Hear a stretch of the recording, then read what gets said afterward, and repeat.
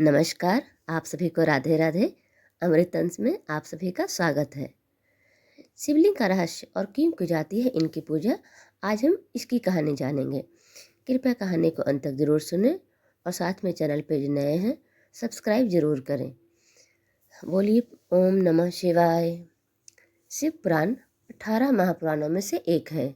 इस पुराण में 7 संहिता है और कुल 24,000 श्लोक में शिव जी की भक्ति से संबंधित कथा, पूजा विधि, शिवलिंग का पूजा का रहस्य समाहित है। पुराण में बताया गया है कि सृष्टि के आरंभ में शिव जी ने 100 करोड़ श्लोकों से सभी पुराणों की रचना की थी।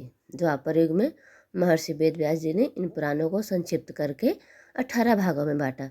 शिव की लीला कथाओं पर आधारित शिव पुराण में शिवलिंग की पूजा का रहस्य और शिवरात्रि के महत्व का जो वर्णन किया गया है वह हर शिव भक्त को जानना चाहिए। जिसने इस शिवलिंग की पूजा का रहस्य और शिवरात्रि के महत्व को जान लिया है वह शिवभक्त शिव जी का प्रिय भक्त होकर शिव का हो गया है और भक्ति में लीन ऐसा व्यक्ति शिवलोक में जाने का अधिकारी हो गया है। इसलिए शिवलिंग की पूजा का रहस्य और शिवरात्रि के महत्व को ध्यानपूर्वक सभी मनुष्य को जानना चाहिए। एक समय ऋषियों के बीच सूत जी पहुँचे तो ऋषियों ने सूत जी का स्वागत सत्कार करके उनसे शिव जी के रहस्यों को प्रकट करने का आग्रह किया।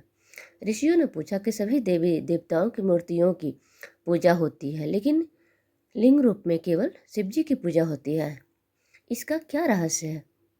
सूत जी ने कहा कि इस रहस्य का उत्तर तो शिव जी के अलावा और कोई नहीं दे सकता, लेकिन जैसा कि मुझे मेरे गुरु व्यास जी को भगवान शिव जी ने बताया था कि मुझे गुरु व्यास जी ने कहा कि वह सब उसी प्रकार से मैं तुम्हें बताता हूँ। सूत जी ने कहा कि जितने भी देवी देवता हैं वह शकल यानी साकार रूप में हैं, लेकिन एक महादेव शिव जी ही ब्रह्म रूप में होने से सकल भी हैं और निष्कल यानी निराकार भी हैं। इसलिए भगवान शिव की पूजा सगुण और निर्गुण निराकार रूप में होती है। शिवलिंग शिव के निराकार पर ब्रह्म स्वरूप का प्रतीक है, इसलिए शिव जी की पूजा लिंग रूप में भी होती है और अन्य देवताओं की नहीं। शिवलिंग की पूजा का रहस्य बताते हुए नंदी महाराज ने संत कुमार को बताया था कि एक बार ब्रह्मा जी और भगवान विष्णु के बीच श्रेष्ठता को लेकर विवाद हो गया। इससे देवतागण शिव जी के पास गए और शिव जी से निवेदन किया कि ब्रह्मा जी और विष्णु जी के विवाद का अंत करें।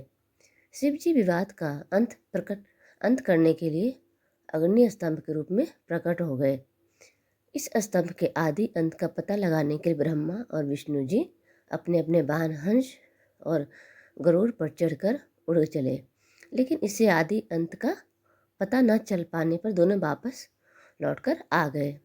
फिर शिव जी ने अपने पर ब्रह्म स्वरूप का रहस्य प्रकट किया। ब्रह्मा जी और विष्णु जी ने भगवान शिव से पूजन योग्य लिंग रूप में प्रकट होने का निवेदन किया। इसके बाद ब्रह्मा और विष्णु जी ने सबसे पहले शिवलिंग की पूजा की। इसके बाद अन्य देवी देवताओं ने शिव जी के निराकार रूप शिवलिंग की पूजा की। भगवान शिव ने कहा कि शिवरात्रि का दिन मुझे अत्यंत प्रिय है, क्योंकि इसी दिन मैंने अपने निराकार अग्नि स्तंभ को प्रकट किया था और संसार में लिंग रूप में मेरा प्रकट हुआ था। मार्गशीर्ष मास में आद्रा नक्षत्र के समय मेरा अग्नि स्तंभ प्रकट हुआ था। इसलिए शिवरात्रि के दिन में जो भी भक्त श्रद्धाभाव से मेरे शिवा और देवी पार्वती पूजन और दर्शन करता है वो महापुण्यवान भक्त होता है। जो व्यक्ति मार्गशीर्ष चतुर्दशी तिथि को आद्रा नक्षत्र में मेरे और देवी पार्वती की पूजा करता है वह कुमार कार्तिकेय के समान मुझे प्रिय होता है। जो व्यक्ति शिवरात्रि का व्रत पूजन करता है वह पूरे साल हर दिन मेरी भक्ति करने का जो पुण्य होता है उसे प्राप्त होता है। आप सभी का बहुत बहुत धन्यवाद।